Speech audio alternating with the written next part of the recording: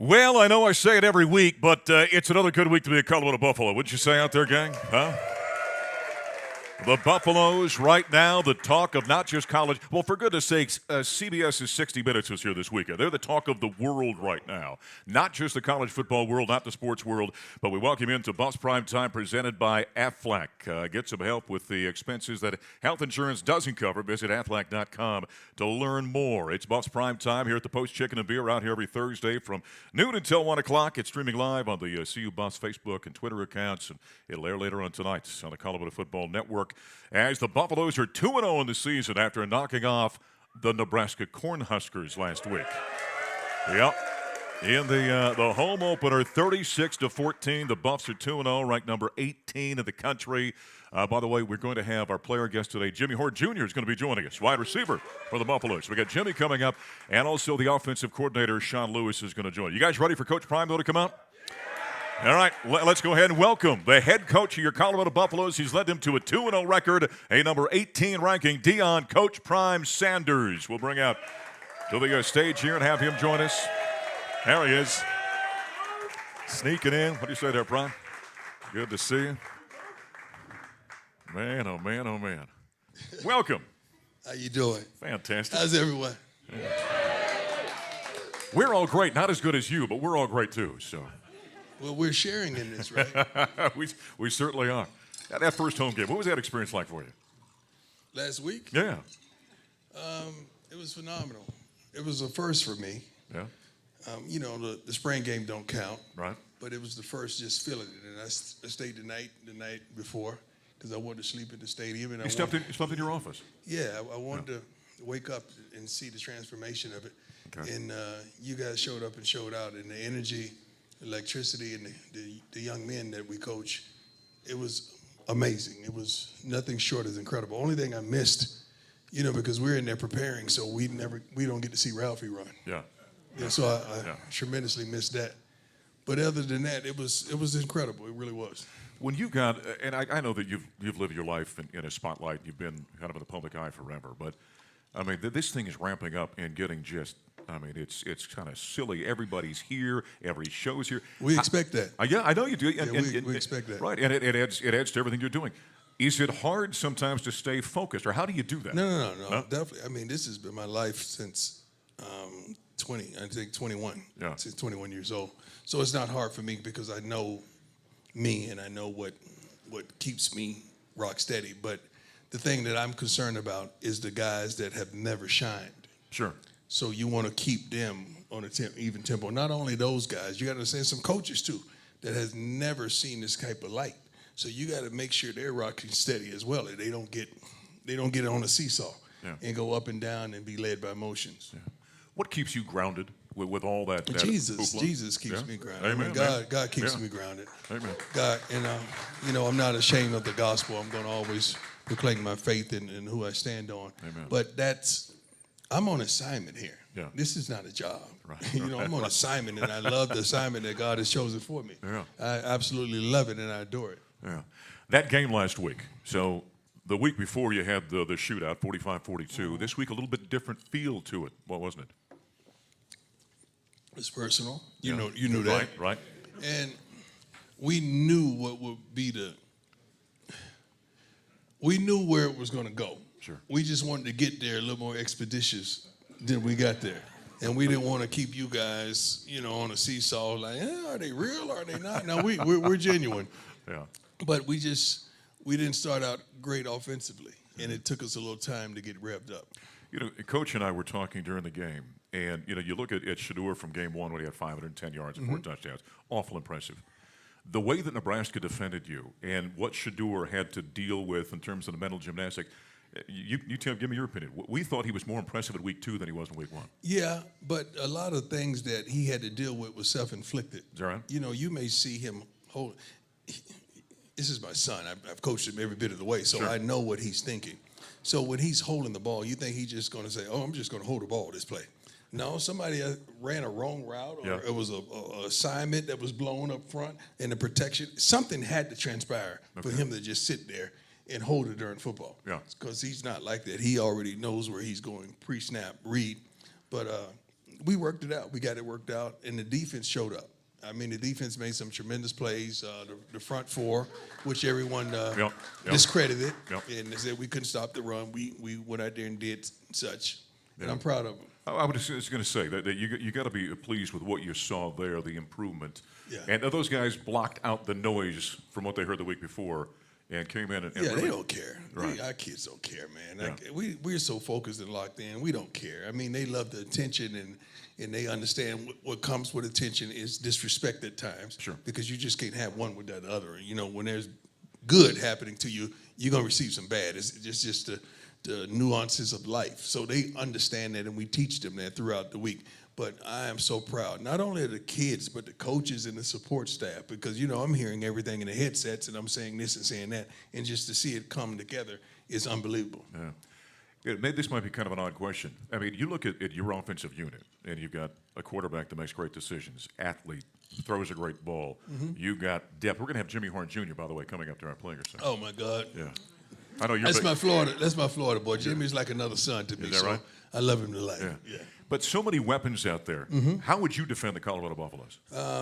It's tough. Yeah. It's tough because I would make us run the ball. But that's hard because when we go empty and we spread them out, you still got to spread out. And then he gets to choose what he wants to do. Yeah. So it would be tough. What do you tell when you've got that many guys, and between Hunter and Jimmy and Xavier, who's had two great. By the way, Xavier Weaver, first Buff ever to start his career for Colorado with two 100-yard receiving games. Only player to ever do that, huh? Got 170 yards and a touchdown this past week.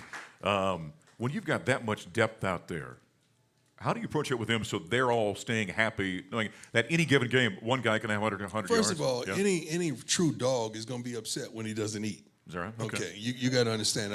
I use analogies to really get my point across. Yeah. And we have several dogs out there, receivers. So sometimes they have displeasure, but they know Shedeur don't play favorites. Yeah. And that ball does not know favoritism. Get open. If it's his read, he's going to make the correct read. Now, when it's man-to-man, he may have his choice. When it's a blitz, all-out blitz on, oftentimes he's going to go quick fade outside. He's going to go inside. It's going to be something quick. But Shedeur he's going to oftentimes make the right decision and get the ball to the guy that's open. Our guy Curtis gave me a number today. I want to throw this number at you and get your response to it. The Buffaloes this season on 3rd down and 10. Now, you don't want to be in 3rd and long, from a football standpoint, but at 3rd and 10, Shedeur is 8 of 9 passing on 3rd and 10 for 8 of those. So first downs, Travis has got 4 of those catches on it. What's that number say to you? He's consistent, and he don't waver no matter what down and distance. And you got to understand, a lot of these down and distances we go over. Like, I'm pretty sure it's going to come to 3rd and 4 and 4th and 2 or 4th and 1. That was the plays that I wanted them to go over at the conclusion of practice. At the conclusion of practice, I threw out a couple situations that I want them, not only offensively, defensively, I want us to understand. Ball on the 40-yard line, a little too far to kick the field goal, a little too close to punt. So now you may go for it at that point, depending on how the defense is playing. But we want to be in those situations. I like to know what they're going to call. I like to know how we deal with that defensively, and I like to know those things. Yeah. So a lot of these situations that occur in the game, we see them in practice. Yeah. So you specifically look for unique situations in a game. So in a game, you don't want them to face that for the first time. Right. I don't want that to be their first time. Yeah. No, I don't want that to be the genesis of nothing. I want them prepared for that situation. Right. And we go over that stuff. We hear these comments all the time, and I want to ask you, there's truth in it, I would assume, that you want what they deal with on the practice field to be more intense than what they see in a game. So yeah, that's hard. Yeah. That's hard because it's nothing on it. Yeah. And it's if you sprinkle some fans in the seats at practice, right, and then they get judged and they got the possibility of being ridiculed, then it's something to play for. It's something on it. Sure. But when it's the same audience out there, just their teammates, it ain't quite like that. Yeah. The reason everything is amped up because there's a television camera out there that's seen by millions. A little different. And you got a packed house. Yeah. So now the intensity level is different. Hey, you got to tell everybody about the Michael Strahan suits your guys are wearing. Yeah. Strahan is a true friend, and not only that, a great guy. And my business manager, Constance Swartz, manages him as well. So over the last few years, when we were at Jackson, we did suits. When we travel, we like to look the part. Yeah. So the first game, it was hot. We left 2 days early. So we just wore sweats on the plane, but we looked good doing it. So last week, we wanted to really make an impression on you all. So we wanted the kids to dress up. That's awesome. And they wore some new black, tan suits. They're right? tan, right? With the black up on there. And I endorse ties as well, so we got the prime neckwear. Yeah. So they all had ties on. Well, you were everywhere right now, you know that? Well, God has been good. Okay? I saw you. God is good. I saw you and the family selling Kentucky Fried Chicken the other day. Yeah, well, we eat chicken, you know that. Hey, before we go to break, I do have I'm not a fashion guy. I know that surprises you. I need to ask you a fashion question. Would you mind if I do that here tonight? Yes, sir. So if I were to sit here on stage and I put on sunglasses and maybe reach down and put my hat on top of that. I know where you're going. Yeah, how would you feel about that if I did that? Is that you? Is that sure. That you? Right? Yeah, that's the way you rock. I just want to make sure you don't feel. Is that how we know you? Well, yeah, you know me with the hat on. Sure. That's right. That's how we know you. So I'm not gonna get in front of you and change who I am just because you're here. Right. I don't do that. I'm consistent with who I am. I just want to make sure you weren't insulted by me wearing sunglasses. No, not whatsoever. Oh, Lord, thank you for holding that back. Thank you, Lord. You know what that is, Sir Prime? That's maturity right there. It is. That's maturity. I want to say a few things, but Lord, thank you. Thank you for holding At 56, he's got the maturity. At maybe 26, maybe he didn't. I'm a grown man. You tell me what I'm supposed to wear, what I don't supposed to wear. Exactly right. Please. Yeah. You know what? We like your sunglasses and your hat out here at the show. So, my eyes are extremely tired. I've been up. I get up at 4:30. Yeah. I'm in the office probably by 5.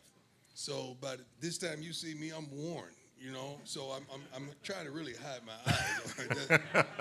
Eyes tell everything about a person. That's really why I do it. So your eyes are and I look good doing it. I was going to say that's the real reason there. Come on, man. Good doing it too. Yeah.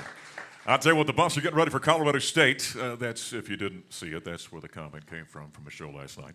We'll talk about the Rams on the other side, getting ready for the Rocky Mountain Showdown and another home game for the Buffaloes. Late one this week, not an early one like last week, but an 8 o'clock game. So let's go ahead and take a time out more with Coach Prime after this. It's Buffs Primetime. We're here at the Post Chicken and Beer, and this is the Colorado Football Network.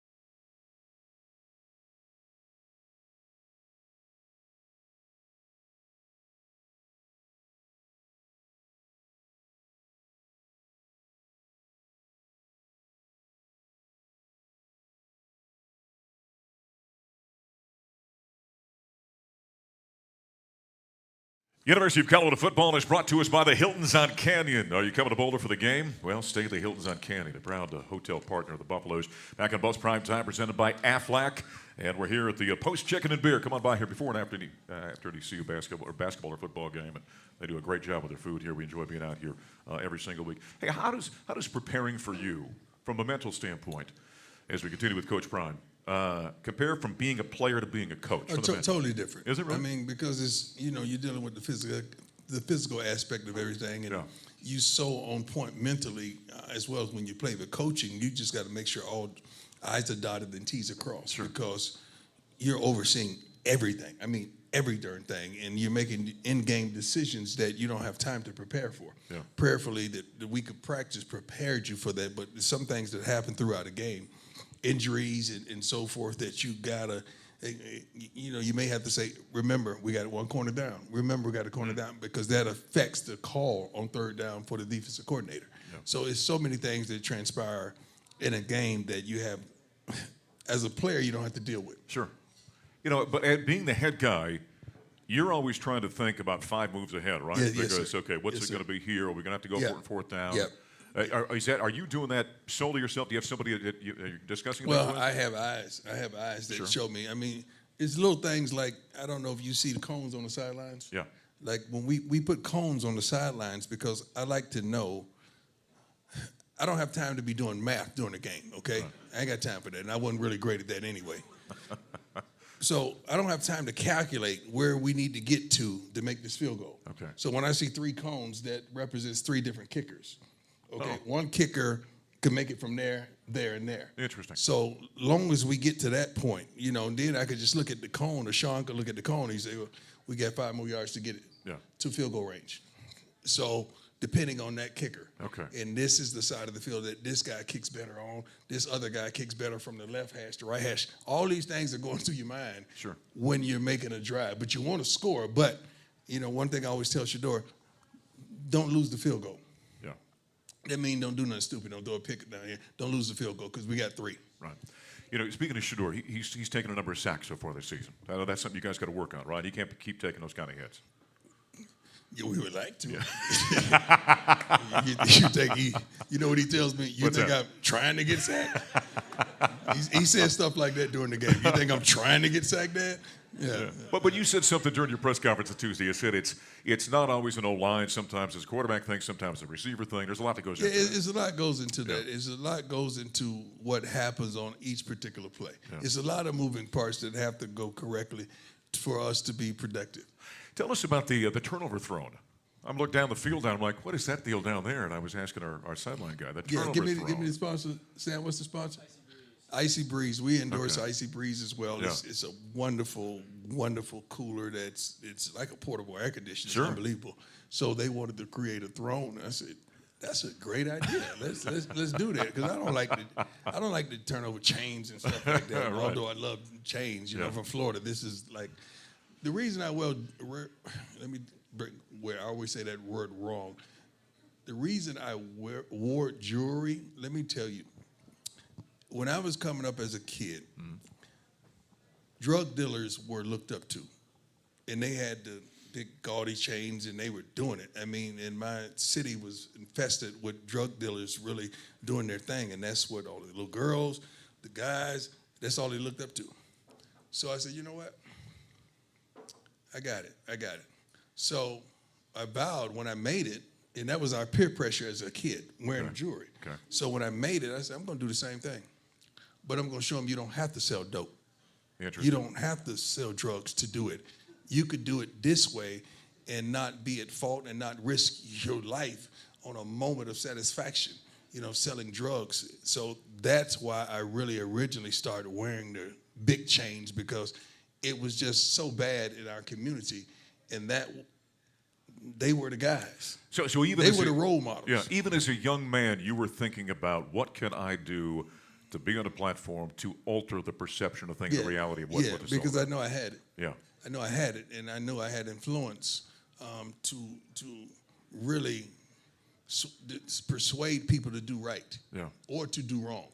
And prayerfully, 9 out of 10 days, I persuaded them to do right. But that was my initial thought of wearing jewelry, and that was my reason there being. So when you see that, it's not just, I'm not trying to show out. That's just a reminder where I come from and how it was back then. Love it. That's outstanding. Yeah. That's outstanding. Well, we still like the yeah. Give them a round of applause. That's good stuff. Yeah. So we'll be watching the turnover throw. That thing was getting some activity Nice. last week. The young men love it. Yeah, that's pretty cool. Colorado State. Excuse me? I said Colorado State. There you go. Rocky Mountain Showdown. One showdown at a time. It's a showdown every week, which I like. You know. Well, when you're the hunted, it is a showdown every week, right? I like it. Yeah. I really like it. I mean, people was talking about, what's this battle rivalry? Yeah. I say, well, when it's a rivalry, it has to be something at stake. Yes. You just can't call a game a rivalry because we're in close proximity. That's just two neighbors that don't like each other. That's not a rivalry, right? Because ain't nothing. What's at stake? It's something that's at stake for us, right? Yeah, you know, and preferably something that's at stake for them as well. They're well coached. They're gonna come out there and fight their butts off. It's gonna be a tremendously packed house because they're in close proximity, and it should be a good game. Yeah, it should be a good game. I'd like you to talk a little bit to the point you were asked about on Tuesday, and that's the having an African American coach on either sideline. What that means to you? That means a lot. I mean, that means a lot. I mean, that's not the basis of the game, but that means a lot to look across and say, shoot, I know what he's been through. I know what, the challenge and the trials and tribulations that he had to make to get there, because I know what I've been through. So that's tremendous. Yeah. I mean, I got a lot of respect for that. Well, I mentioned we're going to have Jimmy Horn Jr. in because he's got class. We're going to flip it. So we'll have Jimmy coming up next segment, and then Sean will be the final segment. But give us a thought or two about, you mentioned he's your guy from Florida. But I love Jimmy. Yeah. Jimmy, you talking about a great young man. Jimmy was actually going to come and play for me at Jackson when he came out of high school. Okay. And he chose to go to South Florida.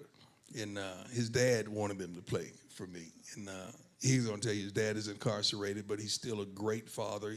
He took a left when he should have stayed right, but they have a tremendous relationship, and he's raised Jimmy right. You talk about a very respectable, kind young man who plays his heart out, and he just wants to make it right for his family. He wants to give his family a way out of the inner city and a way up. Did I hear you talk about after the TCU game? Yeah. You got a chance to talk to his dad? Yeah. He was coming on a plane, and he's, oh, my God, Pop, Coach Prime is sitting right here. And he was talking to his father from prison, and we're trying to get that for you on the documentary. We're trying to make that happen so you could hear his insight and what a great father he is. And you can't judge a man about where they are, or judge a man about where he's going. So don't judge him about where he is right now, because he is a good man. I understand. It's none of us in here without fault. And none righteous. He just took a left when he should have stayed right. But he's a great father, and I'm proud of him, man. That's awesome. Yeah. Well, we're excited about the game coming up on Saturday, and I know you're not a big fan of the 8 p.m. kickoff, but I hate 8 p.m. What are the kids doing all day? I mean, that's the thing. We got to find something for them to do all darn day. Yeah. That's what makes you mad. I mean, we're practicing tomorrow night. We always do 24 till. We're on the field the same time, and we account for the 24 hours to the kickoff. Sure. So we'll practice tomorrow night at 8 p.m. as well. Well, besides that, at our age, we like to get to bed by about 8:30 or 9 o'clock. 8:30. 8:30. Shoot. I'm up under the covers by 7. Yeah. Well, have a cup of coffee before this one. Let's have some fun on Saturday night. I appreciate you all. God bless you. There he is. That's Deion Coach Prime Sanders. He and the Buffaloes have got Colorado State on Saturday night, 8 o'clock. Gary and I are going to hit the air at 6 p.m. out on Duane Field. Come on by and say hi, and then we'll get things underway at 8 o'clock as we welcome in our player guest coming up next. Jimmy Horn Jr. is going to join us after a quick break during our player segment. Still, Sean Lewis will be with us, the offensive coordinator, as well. We're at the Post Chicken and Beer, and this is Buffs Primetime presented by Aflac. And you're listening to Colorado Football from Learfield.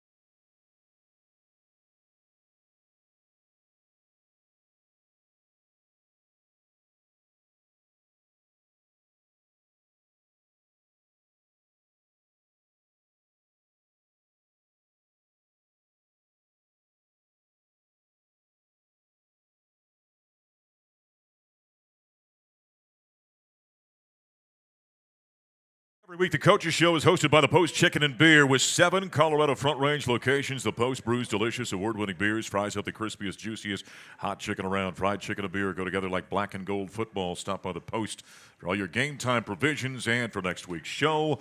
Back here in downtown Boulder on the Colorado Football Network, our program presented by Aflac. We had to flip the coach, the assistant coach, and player today, so let's welcome up. I love it. Hey, honk the horn. Jimmy's in the end zone. There he is, man. That's Jimmy Horn. Number 5. How's this start to your Colorado career been for you, man? It looked like you're having some fun. Man, I've been having a lot of fun out here. First off, this place, y'all got some good chicken, man. The chicken real good. Look at that, an endorsement for the Post Chicken and Beer good, today. Man. All right, fantastic. But my time in Colorado, it's been good so far. It's been treating me good. Everybody out here friendly. It's a friendly environment, compared to where I come from, it's a very friendly environment, and I like it out here. I can see myself standing out here. There you go, huh? You find out, you come here to kind of the Denver Boulder area, and you figure out how nice it is, and you figure, why would I ever leave? Right. Yeah. Had you had any experience with the mountains at all? Yeah, I've been up there with my dog. I got a little dog, American Bully named Five. Okay. I done took him up there to the mountains. We took pictures and stuff. There you go. The mountains real nice. That's some things we'll get to see out there in Florida. So I enjoy the view every day I wake up. Do you think you might maybe go snow skiing this fall, or this winter, rather? I've been thinking about it. I just don't want to get hurt doing it. Yeah, first up, let's make that very clear. You're not going to do that before the season is over, okay? Right. Then afterward, you can think about it. After. Yeah, I think that'd be fun. Well, guy, your athleticism, you'd be fine. From a football standpoint, there are those around the country that seem surprised by where this program is sitting right now. What did you see leading up to the season that made you believe what was going to happen? First off, the coaching staff we got. Yeah. We got an amazing coaching staff. The players they brought everybody in with like-minded. So that we kind of already knew what we was going to get ourselves into before we got here. And with the plan the coaches set out for us from the very beginning, from the workouts to everything they put us through, it wasn't surprising to us. As players, we trusted the coaches' plan. The coaches trusted us and put us in positions to be the best. So, after all the hard work we did, I just felt like it was going to be the right situation. We step out. Coach Prime was out here. I asked him about you, and he said that apparently you considered coming to play for him at Jackson before you were coming out of high school down in high school in Sanford, Florida. Mm-hmm. You ended up going to South Florida. Yes, sir. Right? Then you said, you know what, he's up in Colorado. I got to get there. Tell us about that decision. In high school, I was supposed to go to Jackson with Coach Prime. Yeah. My mom was going all over the place on signing day. I had Georgia calling me, USL calling me, Coach Prime calling me. My head was all over the place, but I went to USL with my quarterback out of high school because we won in states. So I'm like, if I go here with him, we could just carry this connection. Sure. Yeah. And everything would be good. But things happen. So we both ended up here in the portal. He left the middle of spring, I think. Okay. He hit the portal, and then I was like, yeah, it's probably my time. So then when I hit the portal, Coach Prime hit me up first quarter, so I was like, it's only right for me to be here because I was supposed to be with you in the jump. Yeah. And everything he's saying, they living up to it. It has to be kind of heady when you're a 16, 17-year-old young man, you're in high school, and Deion Sanders calls you. Right. That's got to be kind of an odd deal, right? Yeah, because I was having to talk with my pops the day he had called me. I'm like, we in little old Sanford. Sanford is in the middle of, I ain't gonna say it's in the middle of nowhere, but it's just in the middle of everything. Is that right? You would pass by Sanford, you wouldn't even notice it's there. Little tiny town. Little tiny town. Yeah, okay. I'm like, okay, Coach Prime called me. I'm like, oh, man, it's a blessing. So, but him and Coach Prime and my partner, they remind me of each other a lot. So is that right? This is another reason why I came here, too. And then plus with Coach Lou, he set up a plan. He showed me, and everything he told me, he living up to it, too. So it's only right. Tell us about your father. And obviously tough circumstances as Prime said he's out here. Instead of going left, he went right, made a mistake. But tell us about that relationship right now and what it's like. Right now, my pops, he incarcerated. Mm-hmm. But I always had a good connection with him. I've been with him since I was 2 years old. Yeah. I used to go back and forth with my mom and my dad, but I just mainly chose my dad's side because it was more fun on that side. My mom outside, go over there, I'd be crying, ready to go play. It wasn't nothing to do for me for real. But when I go to my dad's house, I can have all the fun I want to have. Yeah. But it's just been like that growing up. Me and my pops, we had a great connection. He always showed me tough love. I feel like it ain't nothing that he showed me that I could struggle to go through. He put me through every situation that I needed to be through to succeed in life. Sure. That's why he made the sacrifice he did for me to be in the position I'm in now. We learn from experiences in life, right? And then as fathers, then we can teach our kids. Well, what does your dad teach you about, his life choices and what you need to learn from what he's gone through? Main thing he just showed me is he just showed me how to be a man.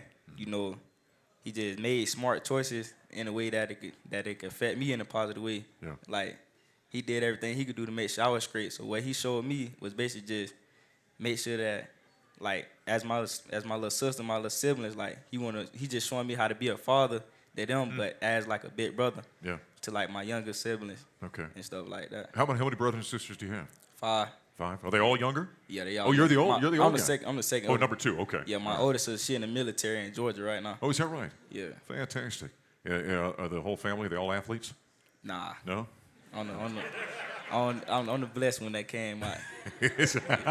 My dad, he always tell me it only took him 10 minutes to make me. That's why I'm fast. Yeah. Were you always a football player? Did you do anything else? Basketball, baseball, soccer? I played basketball. Did you? I ran track. I wanted to get into baseball, but I never got into it. Is that right? Not baseball, but track, football, and basketball are my main 3 sports. Okay. But it was always football you were going to focus on? Yeah, football was always the way. Hey, being a receiver, tell us about catching balls from Shedeur Sanders. What kind of ball he throws? Why he's an effective quarterback for you guys? I said it back while, an interview I had a long time ago. I was like, Shedeur, he's pretty smart, and he's very accurate when he throw the ball. Yes, yeah. So when he throw the ball, I could just trust him in situations like an out route. Sometimes you have that thought in your head, if I turn out, I might get my head knocked off. When he throw it, he know what he's doing. He set you up in good positions, so you won't have to be worried out on the field. But that makes you a better receiver, doesn't it? Because you're aware, and I remember when Peyton Manning's with the Broncos, I talked to a bunch of receivers. They said the same thing, that when I cut out of my cut, the ball's going to be there. I better be ready. Right. That helps you raise your game, then, doesn't it? Yes, sir. Yeah? It helps you raise it up to another level because you got to live up to Shedeur standard and plus mine too. So he only expect the best out of you, and he go push you to be better every day. The depth in that receiver room, Xavier Weaver, who's had a couple of big ball games, Travis, just go on down the line. That raises all of you guys because you're all talented. Yeah. You're competing against each other. That raises everybody's game, doesn't it? With the depth we got in our room, it's amazing, man. You could go from Zay, the Trav, the me, the Chick, and then plus we got other receivers that could come in and do the same thing. So it's a lot of trust that's built into it. And when you got multiple people out there that could do a lot of things, and we all complement each other in a great way, so it's hard to guard us as a receiver core. I feel bad for teams when they go man coverage. Yes, yeah.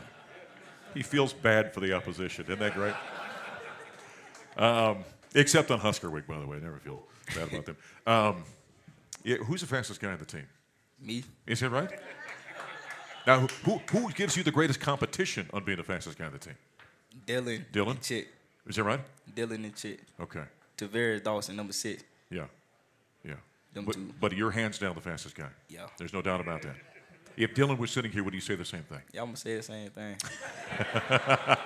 We all got it in our head that we the fastest. We just never really lined up next to each other and ran. Okay, all right. Maybe at the end of the season we need to do that. Just to it's like 2 gunfighters. They got to figure out who's the fastest eventually, right? Got to. Maybe that's the deal. Give us a quick thought about Colorado State on Saturday night. Like Coach Prime said in practice today, it's personal. Yeah. At first we were going to make it a good game, but it's personal now. But Colorado State, they kind of remind me of us at USF. They like a team you can't take easy because you could end up losing to them if you just think it's another game. So you got to treat them as if they was up there too. That's right. So we got to treat everybody the same way. I love it.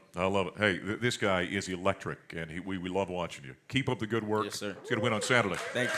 Jimmy Horn Jr., number 5 for your Buffaloes. Here at the Post Chicken and Beer, we'll take a timeout. Sean Lewis, offensive coordinator, is going to join us next. This is Colorado Football from Learfield.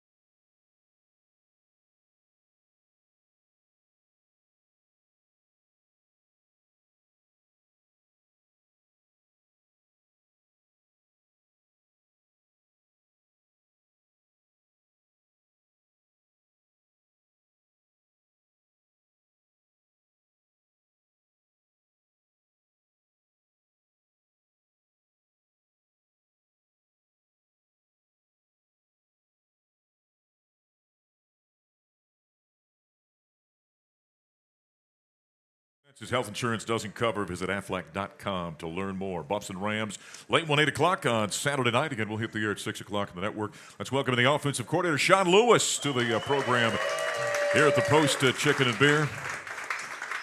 Well, you got to be having some fun on the offensive side of the ball, huh? The numbers are great, and it's probably just a breeze calling plays during a game, isn't it? Well, it helps when you got really good players like Jimmy that make you look really good, right? You can get it to them in space, and they're able to take a little 5-yard hitch and turn it into a 50-yard gain. I mean, that makes life a little bit easier. What did you see when you got to fall camp? Okay, you knew you had the guy pulling the trigger that we know is outstanding, and I'm going to ask you about him in a moment. But you began to learn the depth of what kind of talent you had. What were you seeing in fall camp? Yeah, you knew that we had a bunch of individuals as you watched them move through the summer that individually they were talented, right? I think what makes this game so beautiful and a lot like life where a family has to come together and go through adversity and work together to accomplish something great, we need to come together. And it was really cool to see how they came together, how they bonded, and as we tested them as a staff, and as Coach was talking about, we put them in different situations and how their football IQ and their curiosity to learn and to grow. And Coach, why are you calling that in this situation? If I do it like this, is that okay? But do I have the freedom to do it this way in this particular moment? Just their curiosity and their desire to learn and the connection of them interacting. Like, you knew we were coming together as a team. You knew they were thinking about the game at a high level, and we were bonding and growing as an offensive unit and as a team collectively that was going to be able to do some special things. You have gained a reputation of your coaching career as being an offensive, a very high-level offensive guy. Where did the philosophies come from? Who influenced you during your kind of growing period? Well, I think a lot of those comments and praise are overblown because I've been fortunate to be around really good players. Sure. Right? So I hook up with Coach Babers back in 2012, 2013 at Eastern Illinois, and Coach Babers changed my life because growing up on the south side of Chicago, he got the head coaching job at Eastern Illinois, and quite frankly, I went in his office, and the first 90 seconds of the interview, he literally told me to get out, regroup, calm down, and come back in so that I could have an opportunity to actually earn the job because it was my first GA, first full-time coaching opportunity a little bit. I have a tendency to be a little bit high energy every now and again. I have I have a tendency to talk a little fast. Sure. So he's like, hey, regroup, come back. And at the end of the day, we ended up having a really good conversation. He needed a Chicagoland recruiter, and then I learned this style of play, at least the meat of it, from him. And then, again, being fortunate to be around, my high school coach was one of the all-time winningest coaches in the state of Illinois. So playing for, an IHSA Hall of Famer in Gary Crohonen. And then I go and play for Coach Alvarez for 2 years and his leadership and guidance and where he had taken that program, right? And then, Paul Chris was my offensive coordinator at Wisconsin, and getting to sit in a room with him when he was my position coach and OC and hearing how he thought about the game, and then being around Coach Bielema as he took over, and just been very fortunate to be around really, really smart people, to be around really good quarterbacks, and Jimmy Garoppolo at Eastern Illinois that played the game at a high level, so we won some games there, and that led to an opportunity to be around Matty J, who was the Conference Player of the Year as our quarterback, and we won some games there, and so on and so forth. So it's a combination of, these great people and just trying to be a sponge and learn from them and then kind of shape it and make it our own here in Boulder. Speaking of smart guys, you don't have to be around Shedeur very long to understand he's got a high IQ and a high football IQ. Talk about that relationship and kind of working with him and helping him see what he can become. Yeah, I mean, it's just been a lot of time on task together, right? To where when we got together, I knew from the beginning and talking with Coach as we were kind of going through this, process of, is this the right move and how do we make this work? And, learning about, okay, obviously, there's a special talent at quarterback, but tell me about his process. How does he go about it? And getting a chance to visit with him when we first got here. And from jump, it was, again, this curiosity to learn. So I've heard so much about this. I've watched some of your games on YouTube and, this, that, and the third, right? And so then again, just sitting and spending time on task and knowing, okay, what are his strengths? What does he see? Where can I help him grow with the way that I see the game so that as we're moving through the game and it looks like chaos to everyone on the outside, right? That it's a coordinated and a sophisticated effort to work together to where he knows why in this situation when we're on the plus 32 and I'm calling this, on third and whatever it might be, that through the messaging and the time that we have spent together, he knows that, hey, Coach, thinking about maybe that we got another down to play with here on fourth down, or I don't. So it's all tied directly between the relationship, from top down in the alignment that we have from Coach and our relationship. So the passing numbers right now are outstanding. The rushing numbers. Tell us what you see in terms of your offense and running the football. Yeah, I mean, we got to be more consistent with it, right? And I think when you glance at it, on the surface level, because of the sacks that Coach was talking about and all the pieces that go into that, right? Like that goes into our rushing numbers. When you take away the sacks last week, we averaged 4.8 yards a carry on designed runs, wow, which is very efficient, right? And we talked last week, you and I did, about our run efficiency. So each and every single week, we're going to look at and we're going to critique, okay, when we hand the ball off on a run, on first down, if we can get 4 yards or more, that's an efficient run. If it's a second down call, say it's 2nd and 8, right? Or we want to be able to get on that run 70% of the yardage to gain. That's an efficient run. If we hand the ball off on 3rd down, that's an efficient run if we get a first down. 4th down, we got to get the first down. So we want to chart run efficiency. I think it's really easy to look at a number. Hey, you guys only rushed for X number of yards. Yeah, that's a true statement, but that's just very surface level and it doesn't tell the whole story, to what's going on. So our run efficiency is really good, but we need to be more consistent as we move through this because we need to have a major punch, but a counter punch, and we need to continue to develop that. In the last, we're about 50 seconds out here, last 30 seconds. Give us a quick scouting report on CSU's defense. They're the next gray, faceless opponent. That's a 4-2-5 structure that likes to live in a single high shell, play cover 3, cover 1, and it's going to be an exciting game on Saturday night. That was pretty good, wasn't it? What did you say? A gray shell? Is that what you... They're a gray, faceless opponent. I happen to be the next gray, faceless opponent. And it's their fault that they're going to be on that far sideline. There you go. There you go. Sean, good luck on Saturday. Thank you. There's your offensive coordinator for the Colorado Buffaloes, Sean Lewis. Seeing the Buffs are going to take on Colorado State on Saturday night, 8 p.m. Again on the network. We'll hit the air at 6 out of Dwayne Field. Come on by and see Coach and me, and then we'll get things underway at 8 o'clock. Our thanks to the Post Chicken and Beer and all of you for joining us out here. Thanks for being with us in the program. This is Colorado Football from Learfield.